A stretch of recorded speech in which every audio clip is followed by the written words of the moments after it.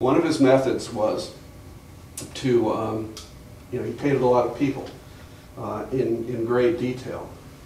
So let's say we have this guy counting out the bully, that's Uncle Otto without a shirt, punched the guy's lights out and won.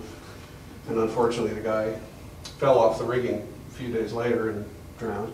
But this pose is so critical. Rather than try to just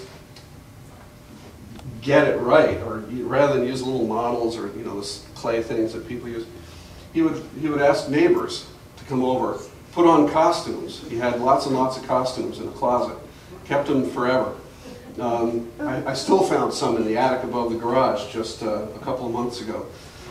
And he would ask them to pose. He would say, no, move your hand back a little bit more. He would get just the pose he wanted, and he would sketch it furiously from 2 or 3 different angles, while the neighbor sat there, with a slicker on, or with some sea boots, or the right hat, or something like that. And then he would go off. So his neighbors are represented, his friends, throughout his artistic career in these ways.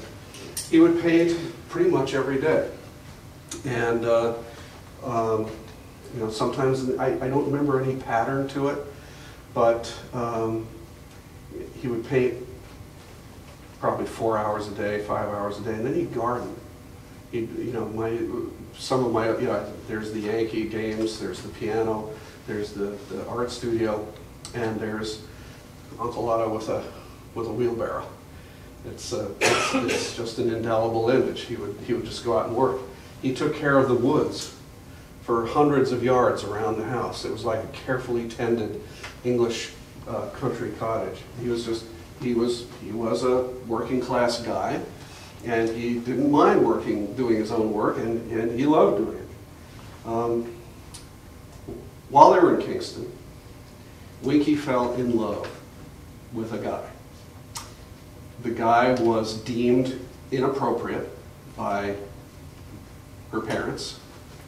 I have never heard the details. I don't know the family name. Actually, I used to know the family name, but I have carefully forgotten it. And they weren't having any of it. So after some stress in the household, they just decamped altogether and went to Germany. Took a long trip to Germany. We're talking mid-30s. Very, very different Germany than it had been, 5 years before, 10 years before, or very different than it is now. When I came into possession of the house, there was 60 years worth of stuff. I don't think they ever threw out anything, or certainly Winky didn't. But I found souvenirs with the swastika. How do you pronounce it? The Hakenkreuz? Hakenkreuz. The broken cross of the swastika. I saw slides. They loved slides. They loved movies, home movies. Everything was the family in front of some train station or a famous building, draped in the swastika. It was chilling. They were never smiling. They were always, it was always cold. They always had coats on. It just seemed awful. They came back, eventually moved to Woodstock in the late 30s or just around the beginning of World War II. And the word was that he was a Hitler enthusiast. And some of the people in town made life pretty miserable for them. And this was a source of great unhappiness to the family. Because Otto was a great patriot. He loved this country. This country has been everything he'd ever hoped for. Yeah, he didn't like the New Deal, and yeah, he was a conservative guy. But in those days, a lot of people thought that Hitler had been good for Germany, up until the evidence became inescapable. A lot of people were trying not to see things, and eventually it just became inescapable. But Uncle Otto got a call from the Coast Guard.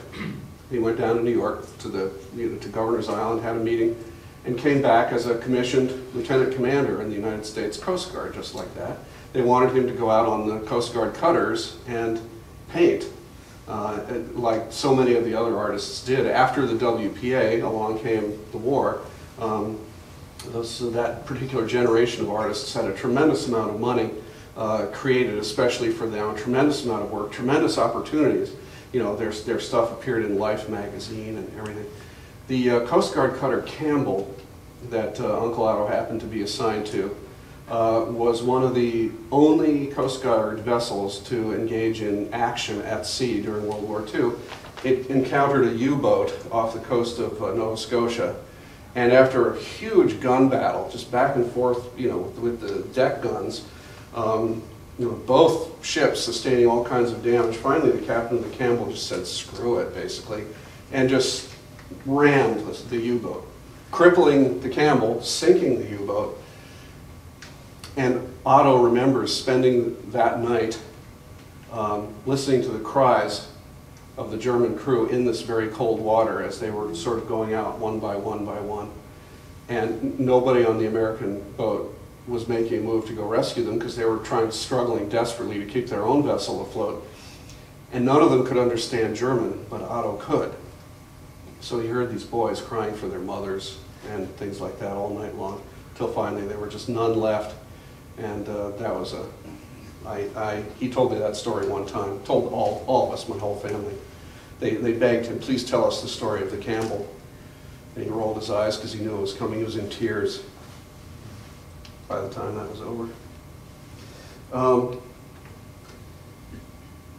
His work covered basically three genres. Illustration,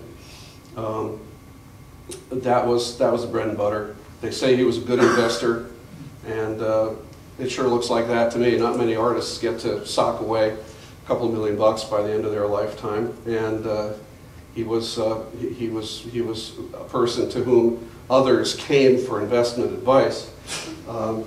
He gradually tapered off the illustrations and took more and more and more commissions to do the fine art.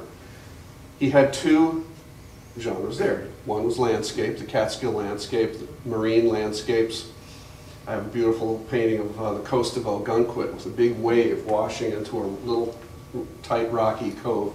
And you can practically imagine exactly what this wave is going to do as it sloshes off the rocks and goes around.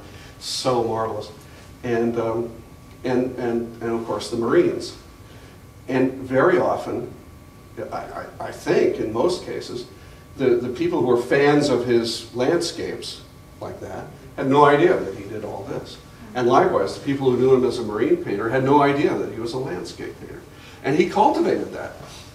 And he used the house as his gallery. And whatever painting was the newest one or the commissioned one would be hung over the fireplace. And the customer would come in, be wined and dined by everybody, and they would admire the painting, and then they would take it off and take it home. And one Christmas Eve, they'd had enough.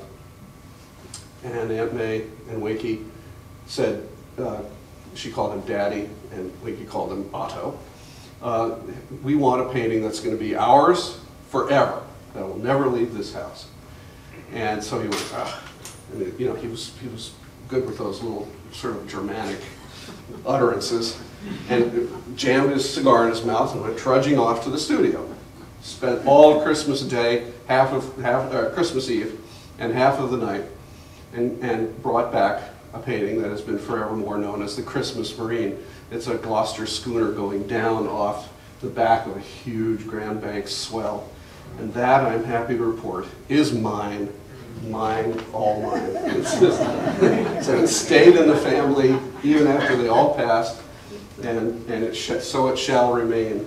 One of the things I discovered after he passed, and after Winky passed, was I had to go do the Aegean stable thing everywhere at the house, and in his studio too, which had not known a broom in 30 years. And one of the things I found was that he maintained an extensive file of photographs, and he used photographs to give himself just a reminder of how the glint of light might have been, or how the shape of a wave might have been with a wind from a certain direction, And many, many, many of the Gloucester schooners were still fishing into the 50s and even the early 60s. And so plus he had gone out fishing on those vessels, as had another Woodstocker, Edmund Gilligan, who wrote a number of novels about the fishing schooners, always with a murder and always with a dog.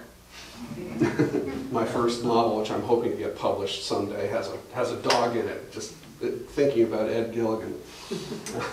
He had many, many books. I remember being shocked and feeling betrayed. Oh no, all this beautiful light and these beautiful waves. He was cheating the whole time. And I was like, oh duh, you idiot. You know, of course he was cheating. You know, he hadn't been at sea for 30 years. He wanted to get it right, and he was really into getting it right. So, you know, the art was his, but he was reminded from time to time about the look of the waves, and the look of the ships and certain attitudes. My schooner's transom is way up in the air like this, and you know, she's got one topsail up, but not the second topsail. You can practically clock the breeze by looking at the rig, and you know what the set of the sails is and everything. It's probably like a 14.5 knot breeze, just a perfect, let's get her home and sell the fish kind of breeze before the ice all melts. So, Winky and her mushrooms. Winky lay on the floor of her house for 3 days, unconscious, until finally she woke up and dragged herself off, took a shower, took a bath, had a little bite to eat, and called a couple of friends who came over and dragged her off to the hospital. She was dehydrated, she was, you know, hungry and everything like that, but she told me the story with a very curious mixture of amusement and horror. If you can just imagine the two. She understood that it was the sort of thing from which humor could be taken, but it also scared the heck out of her.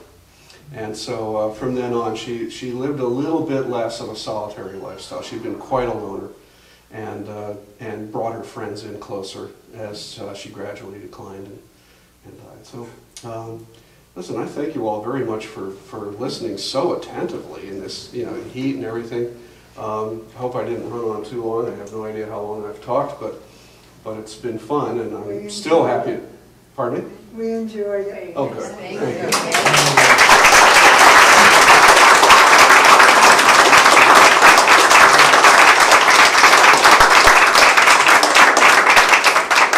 Thanks for joining us, Sandy. Yeah, my pleasure. Thanks for having me. And I hope you all enjoy the paintings on the wall.